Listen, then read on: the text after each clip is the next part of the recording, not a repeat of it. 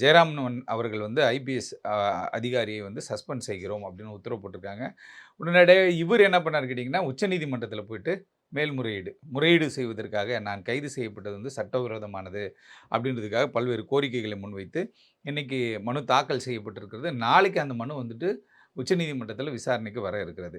ஆகவே இந்த மாரி ஒரு ஒரு ஒரு சின்ன பையன போய் கடத்தின மேட்டர் வந்துட்டு இன்னைக்கு ப்ளோ ஆயி பெரிய சப்ஜெக்ட் ஆயி, இன்னைக்கு வந்து என்ன கேட்டீங்கன்னா, காவல்துறை வட்டாரத்திலே ஒரு பரபரப்பாயிருச்சு. இந்த அரசியல்வாதிகள் வட்டாரத்திலயும் என்ன ஆயிடுச்சுன்னு கேட்டா, என்னடா இது இப்படி ஆயிடுச்சுன்னு. ஏன்னா, ஒரு செகண்ட் தானே.